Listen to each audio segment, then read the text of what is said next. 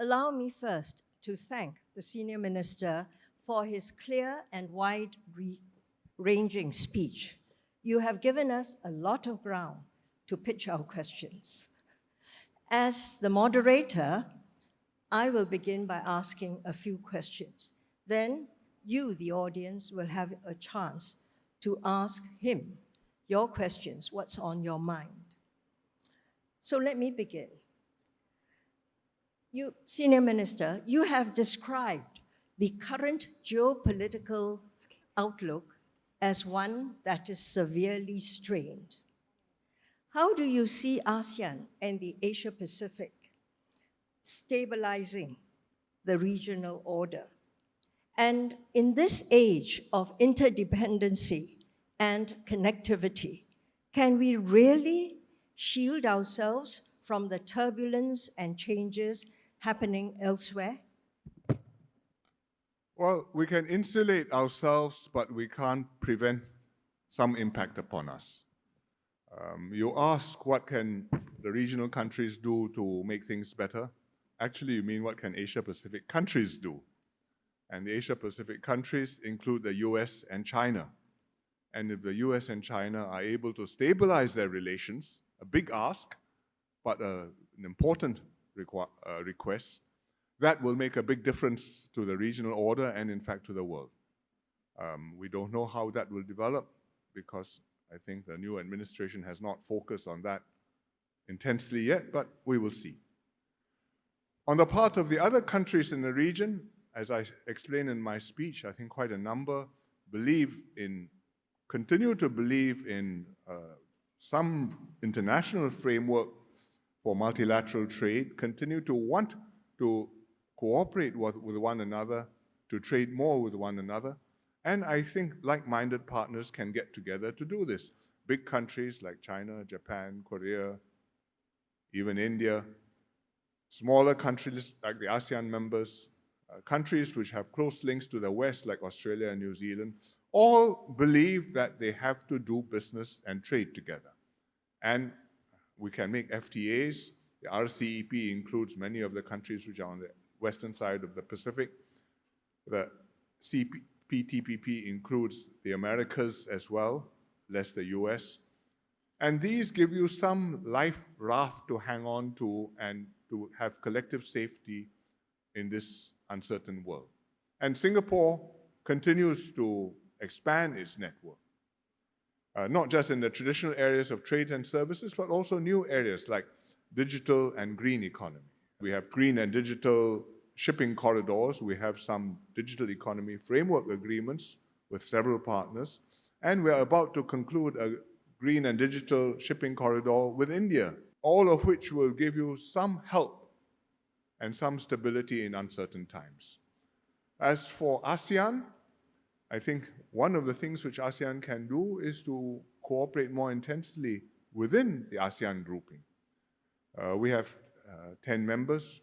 We have an ASEAN economic community.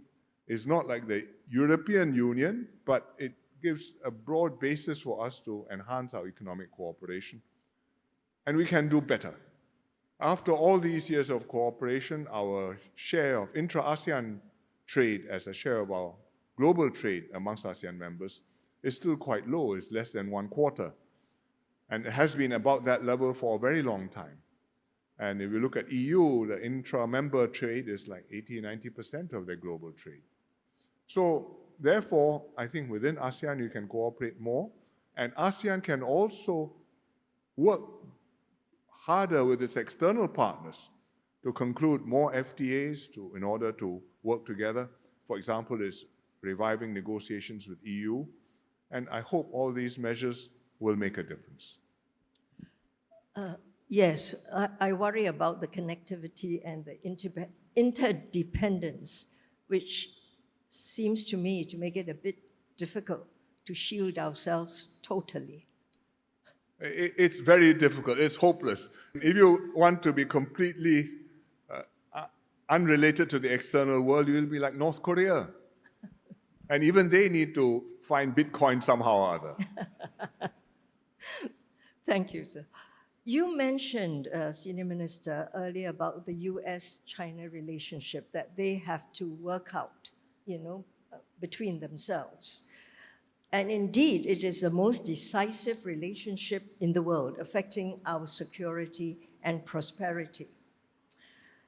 Now, President Trump is said to be not a man of war.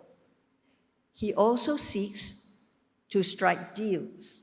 In fact, he's come up with a grand bargain for Mr. Putin and Russia. Do you think a grand bargain is possible between the United States and China? I think it would be difficult because the issues between the US and China have become deep. On the US side, fundamentally, they have made an assessment that China is a pacing challenger.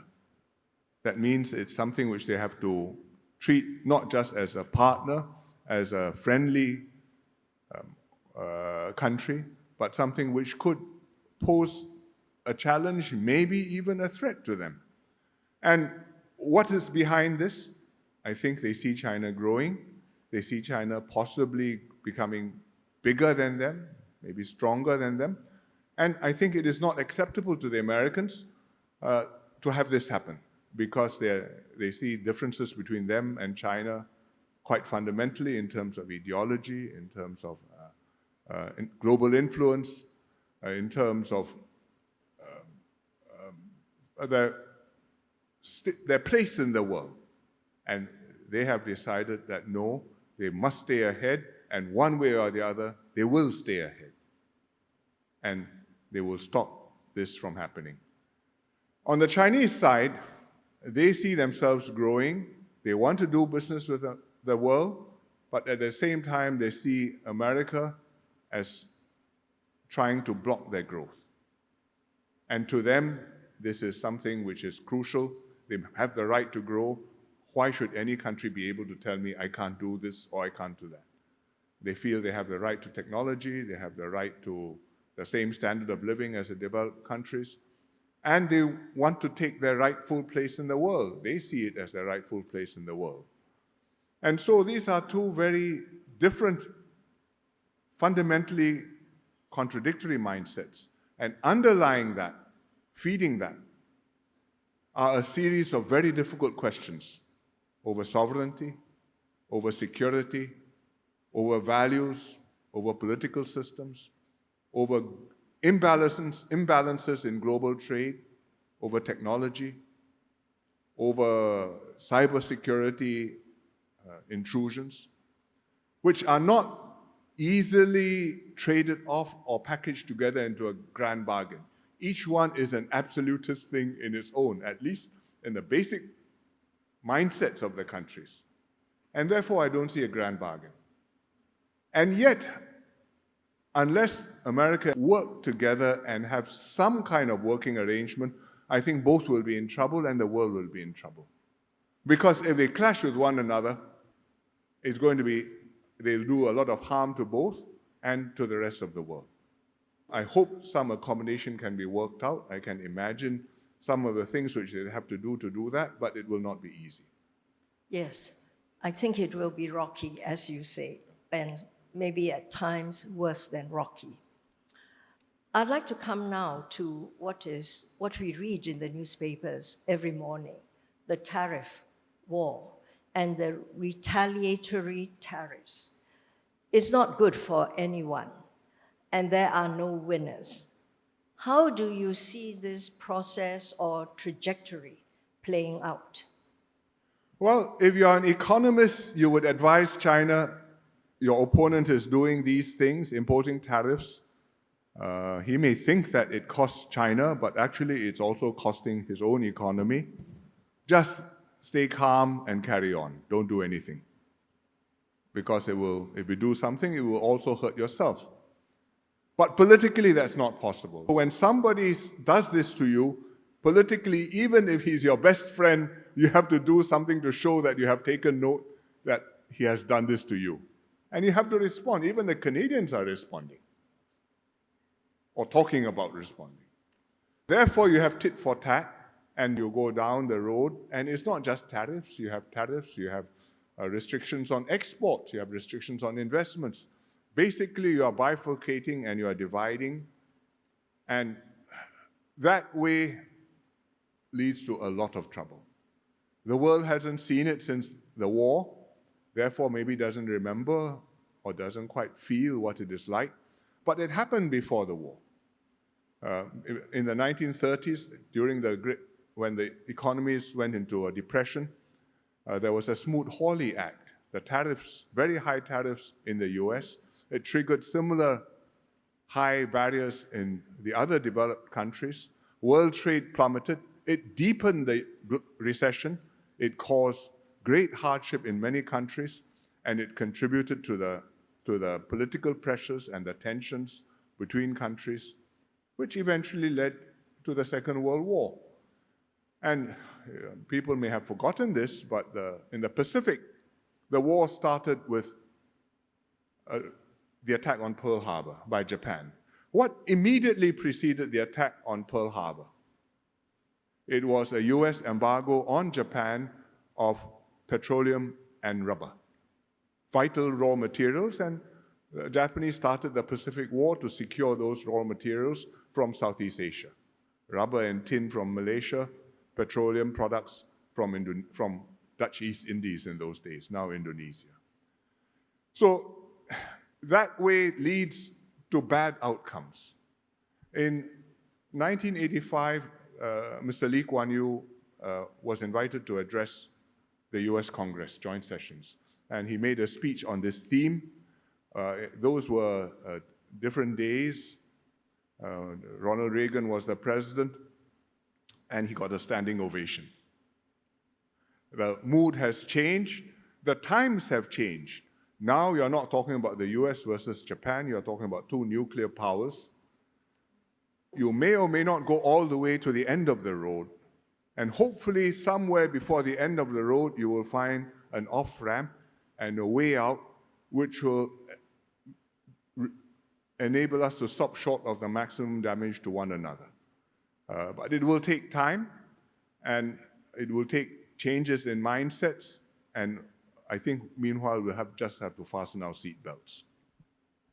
Yes, and I know that some people are saying, give this 2 years, and maybe with the midterm elections in the United States, that will help stabilize something. I don't know. I do not put this as personal predilections or prejudices. Certainly personal views of top leaders make a difference.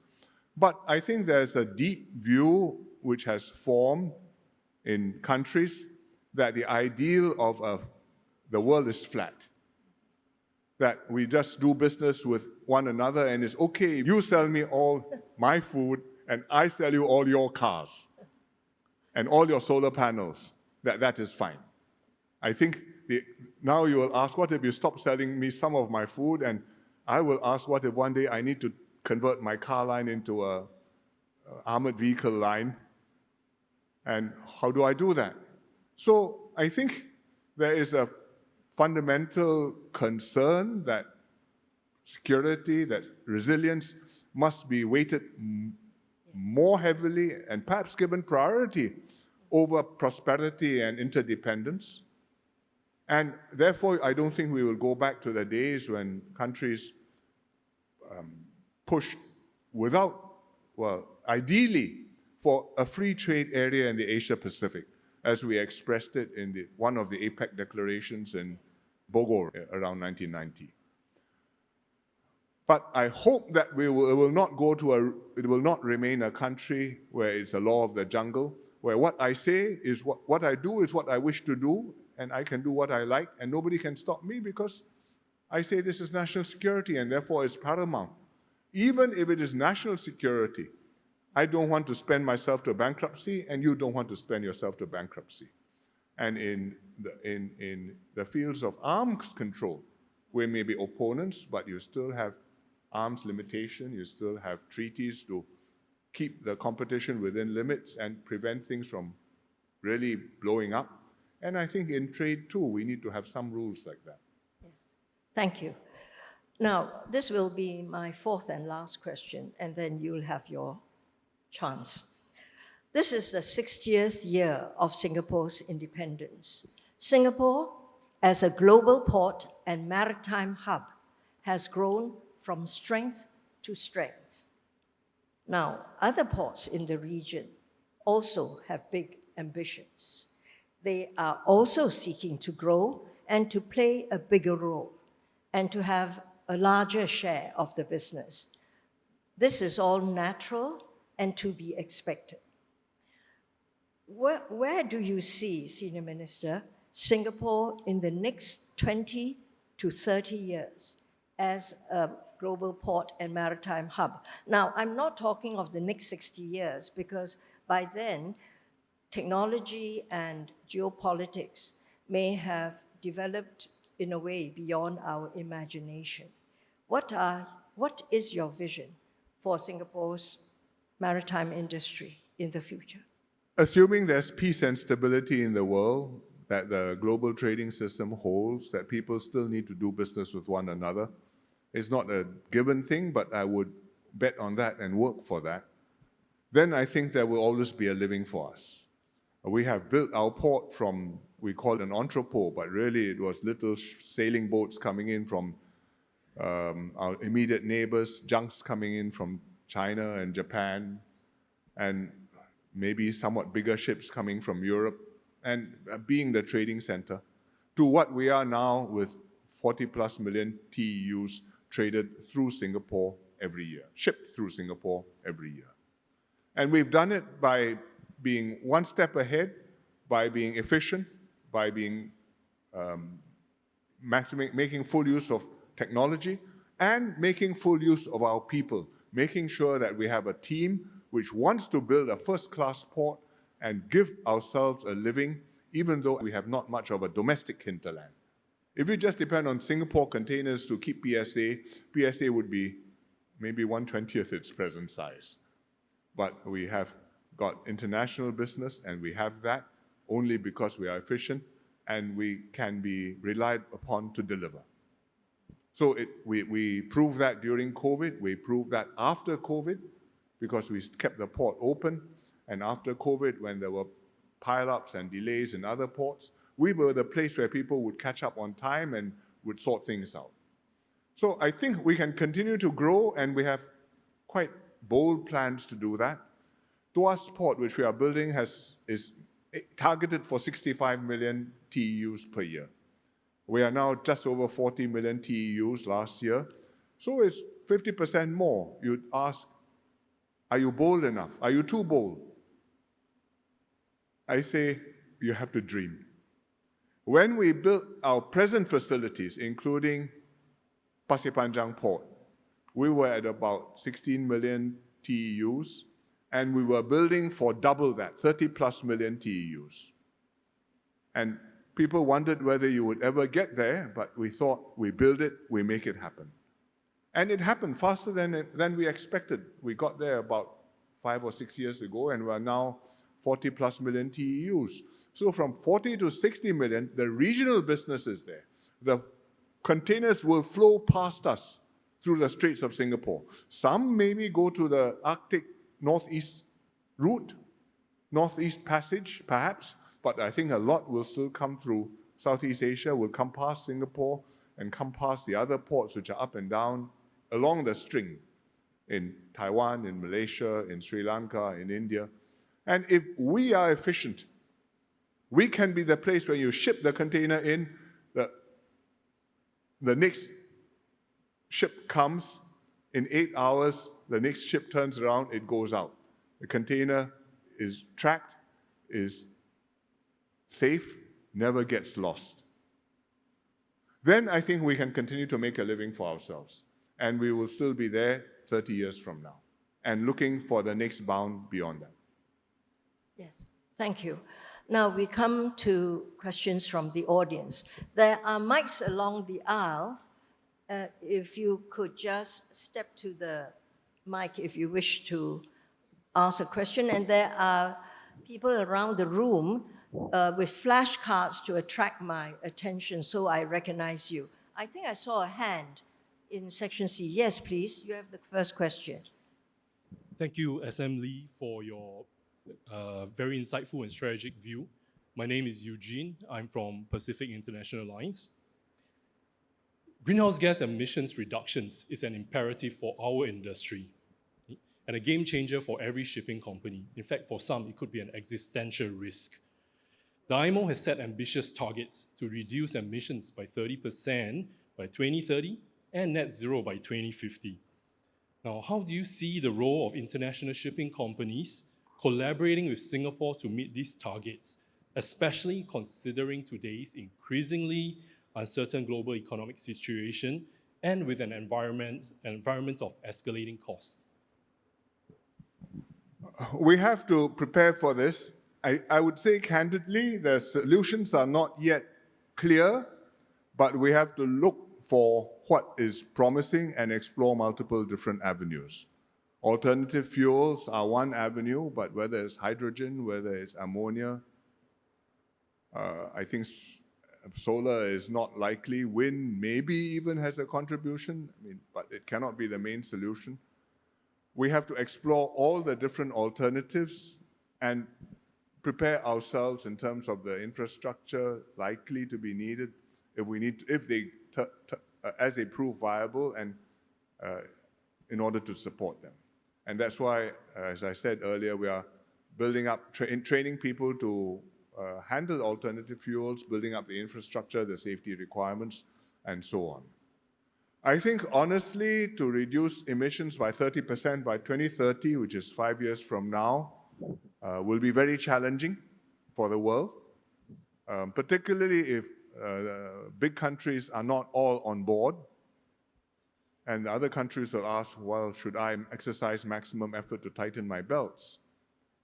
But the direction in the longer term, I think, is unavoidable, and we should do our best to get the technology ready and to be able to implement it and not lose out. I think that in the end, the solution cannot just be greener energy, because I think even with greener energy, the supply may not be enough and the cost will be very high. And you will end up with reconfiguration of supply chains, of the shipment patterns. There will be more near sourcing, and the industry will have to adjust to that. And this is going to happen whether you're doing it using carbon taxes or whether you're doing it using border adjustment levies. Europeans are talking about carbon taxes, the rest of the world doesn't, and if you come in, I'm going to charge you at the border. And either way, it means that the industry will have to reconfigure, and that means the shipping lines will have to reconfigure too. There is one bright spark in this, in the way the maritime industry is dealing with decarbonization, and that is, it is dealing with the problem as an industry, as opposed to country by country. Because if you go country by country, places like individual countries with big ports, Singapore happens to be one of them, we will die because the bunker was uploaded here, therefore it's blame on Singapore. But actually it's not Singapore, it's the bunker was used for shipping, which many countries benefited from. It just happened to be the port where this physical operation took place. And so as an industry, we can find a solution which is sensible end to end, and you put the costs where the costs deserve to be and where the industry can work. Now, how to do that? We have to negotiate, and there'll be a hard bargain, but that's a sensible way to think about it. And I wish that is how we thought about more things. Aviation fuel is like that. But there are other industries which you could imagine which should be like that too. For example, petrochemicals. Thank you. The next question. Good morning, Assembly. Thank you for your really insightful presentation. My name is Akanksha Baturapai. I'm from Sinoda Shipping Agency, and I'm also part of the council at the Singapore Shipping Association. Likely, this is the highest level question I have ever asked, so thank you. I belong to the services industry in maritime and logistics, and we are truly facing a talent crunch to compete on the global scale and to have a very upskilled workforce is quite competitive for us. Considering the industry is also highly fragmented, the profit levels are also very not increasing in line with some of the higher digitized industries as well, like generative AI. So we find ourselves losing workforce, frankly, to the gig economies and even to industries we never even anticipated competing with. So would you have any suggestions for our sectors or even for players in our sector? This is a real problem we are facing on the ground. Thank you. I'm not very familiar with the details of the maritime logistics industry. I do know that the business of supplying the ships and doing the landward part of the work when ships pass through Singapore has been a challenging business for some time. As you say, it's fragmented. There's not enough technology being applied to it. There's not enough upgrading and consolidation being applied to it. I think MOT has been working on this, and MPA. I would defer to them to deal with the specific issues. The general problem of talent in Singapore, I think, is one which many industries are facing, and we are conscious of, and we are trying to make a framework which will enable us to make the most of the people we have in Singapore, to train them to be up to scratch and invest in them and to do these jobs. And also at the same time, to be able to bring in professionals who are qualified, who can contribute and complement our workforce, and therefore enable our economy to grow. I'm sorry, I don't have more specific details, but the problems, I think MP and MOT know about that, and we are working on that. Thank you. The next question. Good morning, sir. This is a bucket list item for me. Thank you. My name is Captain Hari Subramaniam. I am from the marine insurance industry, and I also chair the Nautical Institute here. My question is along the lines of my colleague Akanksha previously, and it's about advice on improving the image of shipping. Shipping usually hits the news only when something disastrous happens and catches everybody's attention, due to which I feel a lot of people are being deterred from coming to this industry, back to talent and manpower. Seafarers also are a dying breed. Nobody wants to send their children out to join the shipping industry. So if I may, sir, in your normal inspiring style, would you be able to share some insight and some advice on how we can actually go about that? I don't have a strategic plan straight away. I think, I don't know whether the problem is lack of publicity over shipping. I think the problem is, as countries become more affluent, their populations become less willing to go for a seafarer's life. There are a few exceptions. I think the Nordics may be one of them. The Norwegians still have a significant number of people who are prepared to go to sea. But if you look at Asia, it has not been so. And therefore, many of the crews, including the officers and their captains, are from countries where being onshore is tough, and therefore you're prepared to go to sea. And in Singapore, being onshore is not tough. If it were tough, we'd have other very big problems. And so you need a certain passion, a certain fascination with the ocean, and then you go down to the sea again. And I think we have the institutions, we have the facilities, we've got the training simulators. I went to visit one, I think, in Jurong. We have one bridge simulator, which is, a dream, the next best thing to being in a real typhoon. But despite that, the numbers of people taking it up are not enough. I think that may continue to be the case. If you want to do it, you would have to look for people who have a passion for it. In the case of pilots, they look for young people who are young, and then they teach them to fly while they're still in school, and hopefully later on they join the Air Force and they join one of the airlines. And maybe in the case of the shipping, you have to do the same and catch them young and get them fascinated by the oceans. Right. There is something magical about it, but you have to have that personality, that obsession almost. The Navy is able to get people to join it. It has a different kind of image from what is in the maritime industry. It's only partly the uniform, is also the image of great professionalism and high technology. And in fact, if you're on a supertanker or on a modern ship, it's great professionalism and high technology too. So you've got to get that message across. Right. Thank you, sir. Thank you. Thank you. Yeah. My name is Xu Gang from Sumac Marine, China. Actually, we have a shipping company in Singapore and they have a shipyard in China. American is going to charge the ships built by Chinese shipyard calling United States port.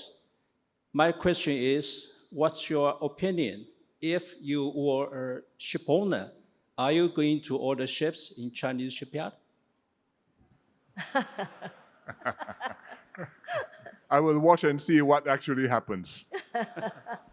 I think everybody in business prefers to have an orderly business environment, which includes a policy environment, which includes regulatory environment, which includes international environment. There have been certain rules which, since the Second World War particularly, countries have collectively agreed are wise and in everybody's interest. We all agree that we will trade with one another, that we have a principle called most favored nation. If I trade with you, then I give you a privilege. I will give the same privilege to everybody else. I will not discriminate between one and the other. We want to do business. And the world prospered for a long time like that. But even then, it was not a completely no-brainer matter. Even then, there were countries which are outside the system. The Soviet bloc was outside the system for a long time. China was outside the system also for a long time. And when China came in, first to have permanent normal trade relations with the US and also to join the WTO, this was political decisions under Bill Clinton. And it was a hot debate in the US Congress to decide to treat China like other countries and have permanent normal trade relations. Means I will not discriminate against you. Now they may reconsider. It's 35 years later. Congress can always change its mind. So from the point of view of trade, it's a problem. From the point of view of an overall relationship, is an issue which will become a problem between the two countries, I'm sure, if it happens. And somehow it will have to be sorted out. We hope, of course, that there will be peace on earth and goodwill among men. But that is an ideal we continue to work towards. Thank you. Thank you. My assembly, very good morning to you. I'm a TS Teo. I'm from Pacific International Lines, but today I'm representing the Singapore Shipping Association. As you may know, Singapore has been an international maritime city for, I think, past 8 to 10 years. A great achievement. However, because of that, Singapore needs a lot of talents. So we have today, as you can see, not only guys like me, but talents from many countries here. On the other hand, since COVID, cost of living has been going up, and this in turn has been a threat to talent in Singapore. May I know what's your comments and how you look at this matter? Thank you. I'm not sure when you say cost of living, what you are talking about. Cost of living for Singaporeans or cost of living for foreign expatriates who are working and living in Singapore? For foreigners. Well, we are not as low cost as many other Asian cities, but it can't be helped. Part of it is rentals. I think there's been tightness in the rental market for some time, particularly after COVID, but we're building more and it's easing. General living costs, if you read some of the surveys, they say we are more expensive than New York or London. I find that little bit hard to believe, but then if you look and see what they are shopping at and where they're dining at to make those calculations, it may be if you want that sort of a lifestyle, you have an issue. But I think that we can make ourselves a place where it's good to live, where you've got good health care, where you've got good education for the kids, where you're happy to spend time here and spend years here, and your career can prosper. And I think overall we can have a package which makes sense for the businesses, then we will be able to have professionals, have experts, have people who have different disciplines and experiences come here. If you look at the data, the numbers of people wanting to come in, numbers of employment pass holders continue to grow. So there are still people coming in. And I think as long as that's the case, we should be able to continue to grow. I think this may be our last question because time is running out. Yeah? Good morning, Senior Minister Lee and everyone here today. So, SM Lee, thank you for your insightful speech. I am Vera, a penultimate year student at NTU and a Singapore Maritime Youth Ambassador. So building on the topic of youth and talent and manpower and representing the youth of the maritime industry, as well as the future generations who hope to join this industry, could you perhaps give one advice for the youth on how we can navigate the waves of uncertainty and also to thrive here? Thank you. I think there's a lot of uncertainty in the world, but at the same time, there are many opportunities. And for people like you studying at university, preparing to graduate, preparing to go on to life, I would say you've had about as good a start as is possible for a young person to have, short of having gone through a drastic crisis and barely survived it. That changes your life. We have tried our best to prevent you from having a drastic crisis. We have given you the opportunities to learn, to be educated, to grow your talents, to see the world, to understand what the opportunities are around you, and to grow up with skills and knowledge which can prepare you to do many things in life. It's not the end of your education, but it's the beginning of a lifetime of learning and working. And if you take it with that attitude, say, I'm as well prepared as anybody. If I were in China, there would be maybe 200 million people competing with me. I'm in Singapore. I have competition, and the world is still there competing with me, but I'm prepared. I have a team in Singapore which works. I have a brand name which is good, and if I'm prepared to roll up my sleeves and go to it and adapt to the world as it comes, I can create something better which doesn't exist today. Your parents and your grandparents face much more daunting odds, but they didn't have as many choices. They said, well, let's do it together, and they did. So your generations, I would say it's your responsibility. It's also your chance to say, let's do it together. Show the old folks like me that you can do things which we didn't imagine. And one day, somewhere, we'll be looking at you and being proud. Thank you. Thank you, Senior Minister. Thank you. I would like to thank you for a very stimulating and a very insightful but frank discussion of the issues for the maritime industry. And can we have another round of applause, please? Thank you.